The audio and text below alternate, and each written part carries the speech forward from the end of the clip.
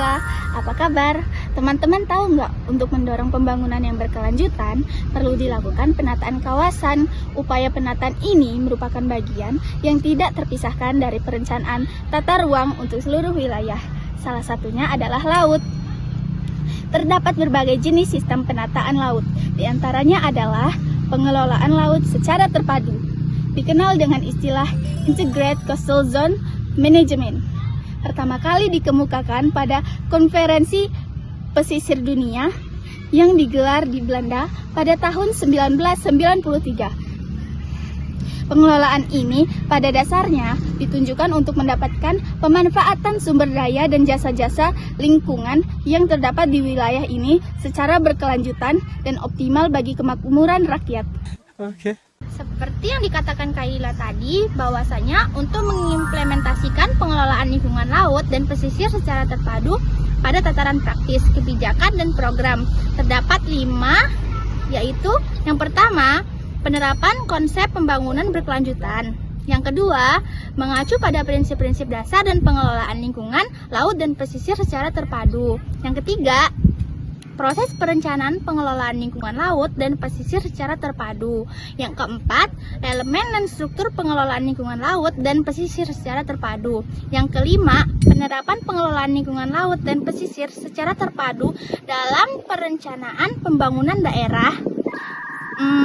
Selanjutnya, yang kedua, pengelolaan laut secara berkelanjutan. Hakikat dan pembangunan berkelanjutan adalah pembangunan yang berdasarkan pada dua pertimbangan proporsional seimbang antara pertimbangan ekonomi dan ekologi. Dalam ungkapan lain, pembangunan bukanlah serangkaian upaya eksploitasi terhadap sumber daya alam dan lingkungan yang dipertumbuhkan sebagai daya dukung kehidupan manusia, melainkan strategis antara manusia dan untuk tetap saling memenuhi kebutuhan dalam suatu ekosistem. Sumber daya pesisir dan laut merupakan akibat dari suatu pendekatan dan kebijakan pembangunan selama ini dilakukan secara terpilih-pilih, parsial, dan sektoral. 1. Ekonomi politik adalah studi tentang produksi dan perdagangan serta hubungannya dengan hukum adat dan pemerintahan. A. Kebijakan ekonomi adalah tindakan pemerintah suatu negara dalam menetapkan kebijakan atau keputusan di bidang ekonomi. B. Kultur birokrasi merupakan sebuah sistem seperangkat nilai yang memiliki simbol. C. Kompradorisasi. 2. Regulisasi dan institusi pengelolaan wilayah pesisir dan lautan.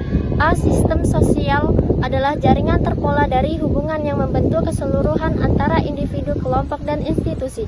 B. Ekologi wilayah pesisir adalah suatu wilayah peralihan antara ekosistem darat dan laut. 3. Output pembangunan yang berkelanjutan terbagi menjadi 3, yaitu 1. Pertumbuhan ekonomi adalah proses dari perubahan kondisi perekonomian. 2. Pemerataan kesejahteraan. 3. Kelestarian lingkungan adalah proses atau cara perlindungan dari pemusnahan dan kerusuhan.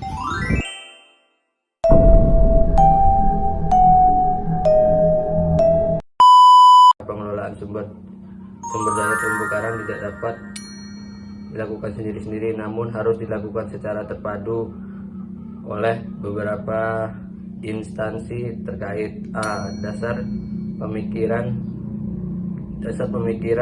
pengelolaan terumbu karang yang semestinya, yaitu terumbu karang merupakan sumber pertumbuhan ekonomi yang harus dikelola dengan bijaksana, terpadu, dan berkelanjutan dengan memelihara daya dukung dan kualitas lingkungan melalui pemberdayaan masyarakat dan pengguna atau stakeholders guna memenuhi kebutuhan dan kesejahteraan masyarakat dan pengguna secara berkelanjutan. Dalam kurung sustainable, 3 langkah pengelolaan terumbu karang secara terpadu. 1. Pengelolaan berbasis masyarakat atau community based management. 2. Kegiatan monitoring, yaitu pengelolaan terumbu karang. 3. Mitigasi kerusakan ekosistem terumbu karang. Baik teman-teman, di sini kita akan lanjut ke poin B, yaitu pengelolaan terumbu karang berbasis masyarakat. adalah pengelolaan secara kolaboratif antara masyarakat. Adapun tujuan pengelolaan terumbu karang berbasis masyarakat yaitu untuk menjaga dan melindungi kawasan ekosistem atau habitat terumbu karang supaya keanekaragaman hayati dari kegiatan ekosistem atau habitat tersebut dapat dijaga dan dipelihara kelestariannya dari kegiatan-kegiatan pengambilan atau perusakan. Jadi guys, kami rasa segitu saja materi yang dapat kami sampaikan. Untuk kurang dan lebihnya kami mohon maaf. Bye-bye!